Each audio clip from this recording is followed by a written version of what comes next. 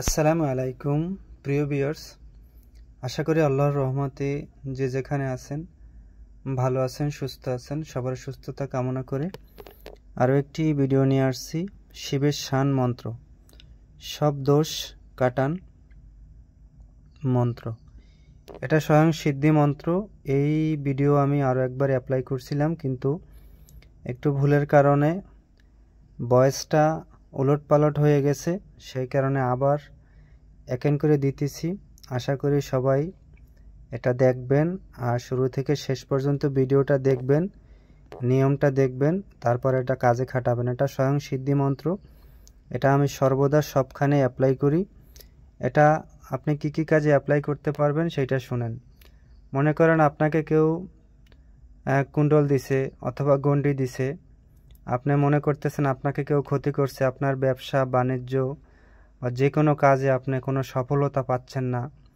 আপনি কবিরাজি করতেছিলেন, আগে মন্ত্রে কাজ করতেছিল, এখন মন্ত্রে কাজ করতেছে না। এখন যে কাজটা আগে করতে পারতেন সেই কাজটা এখন করতে পারতেছেন না।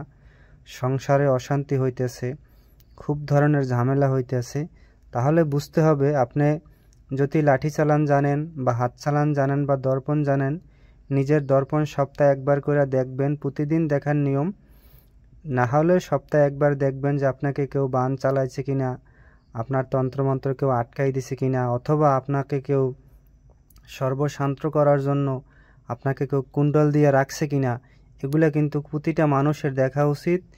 এবং যারা সাধারণ মানুষ আছেন কবিরাজি না করেন, তারাও কিন্তু নামাজে বসলে, যদি মুসলমান হন, নামাজে বসলে আতাল কুরসি সূরা নাস ফালাক অবশ্যই পড়ে বুকে ফু দেওয়া উচিত। এগুলো করা উচিত। যারা সনাতন ধর্মে আছেন অবশ্যই তারা পূজা করার সময় শরীরটাকে বেঁধে নেয়, অনেক কিছু করে, আমার জানা মতে আমি ইন্ডিয়াতে দেখেছি। আর এই মন্ত্র দিয়ে আপনি যে কোনো ধরনের দোষ দোষী নিমেষেই ভালো করতে পারবেন। মনে করেন একজন রোগীকে কেউ জিন চালান বাধা দিছে, অথবা শ্মশান থেকে হাইটে গেছে, তার পিছনে শ্মশানের ডাকিনী যোগিনী পিশাচ এইসব তার শরীরে আক্রমণ করেছে, তাকে তাৎক্ষণিক আপনি সুস্থ করতে পারবেন খুব সহজ একটি পদ্ধতিতে। আর এই মন্ত্র খুবই পাওয়ারফুল। এটা স্বয়ং সিদ্ধি মন্ত্র। এটা আপনি তাৎক্ষণিক অ্যাপ্লাই করে ওই রোগীকে সুস্থ করতে পারবেন। আপনার নিজের সমস্যা হয়েছে, নিজেও সুস্থ হতে পারবেন। তবে কোনো কবিরাজের কাছে আপনার যাওয়ার প্রয়োজন নাই।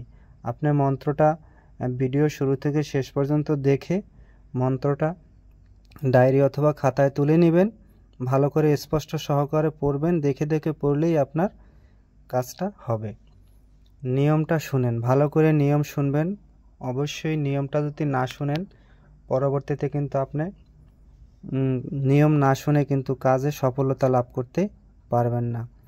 এক ঘটি কাঁসার ঘট হোক, কাঁসার গ্লাস অথবা কাঁসার ঘট, অথবা পিতলের ঘট বা তামার ঘটে এক ঘটি জল নেবেন, নদীর জল। নদীর জল তো চিনেন, গঙ্গা জল বলে অনেকে, নদীর জল বলে। এক ঘটি জল নেবেন, নদী না থাকলে টিউবওয়েলের জল নেবেন অথবা পুকুরের জল নেবেন। সেই জলের ভিতরে এই মন্ত্র 3 বার অথবা 5 বার বা 7 বার, 3 বার পরেও ফু দিয়ে দিতে পারবেন, 5 বারও পড়তে পারবেন, 7 বার। 3 বার, 5 বার অথবা 7 বার পরে ফু দিয়ে সেই জল যাকে দেবতা বন্দিশ, মানে দেবতা আটকাই দিয়েছে, দেবতা নষ্ট করছে, সঙ্গে সঙ্গে খাওয়াই দিবেন। সে যেখানে থাকে সে বাড়িতে কিছু ছিটাই দিবেন, আর তাকে কিছু জল দিয়ে গোসল করাই দিবেন। নিয়মটা আমি আবার বলছি, তামা, কাঁসা, পিতল, ঘট অথবা গ্লাসে টিউবওয়েলের জল অথবা পুকুরের জল বা নদী বা গঙ্গা জল একই, এইসব জলের ভিতরে 3 বার, 5 বার বা 7 বার পরে ফু দিয়ে ওই রোগী বা ওই ব্যক্তিকে খাওয়াইয়া দিলে সব দোষ, দেবতা চালান নষ্ট হওয়া, দেহবন্ধ বাহিরবন্ধ হওয়া সঙ্গে সঙ্গে খুলে যাবে, কেটে যাবে। এটা দিয়ে আপনি সংসারের সপ্তাহে বা মাসে একবার যদি আপনি এই মন্ত্রটা পড়ে জলে ফু দিয়ে সবাইকে খাওয়ান, বাড়িতে ছিটাই দেন, তাই সব ধরনের শনি চালান অনেকে দিয়ে রাখে, রাহু কেতু চালান দিয়ে রাখে, অনেকে ব্যবসা করতেছে, খুব উন্নতি করতেছে, তাকে নষ্ট করার জন্য এরকম করে। বহুত এখন এই কলিযুগে বহুত আছে। কাজে এই মন্ত্রটা দিয়ে আপনারা সব ধরনের কাটান কাজ করতে পারবেন। এখানে লেখা আছে, খান খান অমুকে রঙ্গে বান, সব চালান জিন চালান। এখানে অমুক শব্দ যেখানে আছে সেখানে সেই রোগীর নাম নেবেন। যদি 5 জন থাকে 5 জনের নাম নেবেন, 10 জন থাকে 10 জনের নাম দিবেন, আর 1 জন থাকলে 1 জনের নাম নেবেন। অমুকে রঙ্গের বান, চালান জিন চালান, তাবিজ কাটি, এগুলা মনে করেন যে স্পষ্ট সহকারে মন্ত্রটা বলবেন, পড়বেন, তাহলেই হবে। দেখে দেখে পড়লেই হবে। দেখে দেখে পড়বেন, ঈশ্বর গৌরী পার্বতীর দোহাই, ধর্মের দোহাই।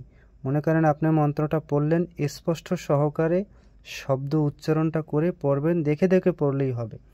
আপনার মুখস্থ করতে হবে এমন তো না, আপনি দেখে দেখে পড়লেই কাজ হবে। আমি নিয়মটা আবার বলছি। এই মন্ত্রটা তামার গ্লাস বা ঘট, কাঁসা বা পিতলের ঘটে, নদী বা পুকুর বা টিউবওয়েলের পানিতে এই মন্ত্র 3 বার বা 5 বার বা 7 বার পরে ফু দিয়ে যেই ব্যক্তির এই ধরনের সমস্যা হয়েছে তাকে খাওয়াই দিবেন। তার বাস্তব এটা মানে বাড়িতে একটু ছিটাই দিবেন, সে যেখানে থাকে সেখানে একটু ছিটাই দিবেন এবং কিছু জল দিয়ে তাকে গোসল করাই দিবেন। সঙ্গে সঙ্গে সুস্থ হয়ে যাবে। 3 বার করবেন, সকালে করলেন, দুপুরে এবং বিকালে। ওই একবার জল পরে রাখলেন, 3 বার আপনি অ্যাপ্লাই করতে পারবেন। সবাই ভালো থাকবেন, সুস্থ থাকবেন। আর এই স্বয়ং সিদ্ধি মন্ত্র, শিবের শান মন্ত্র, সব দোষ কাটান। অবশ্যই পরীক্ষা করে দেখবেন, এটা মন্ত্রটা স্বয়ং সিদ্ধি মন্ত্র। আজ এই পর্যন্তই। সবাই ভালো থাকেন, সুস্থ থাকেন। আবার ভিডিও নিয়ে আসবো, ততক্ষণ সবাই ভালো থাকেন। আসসালামু আলাইকুম।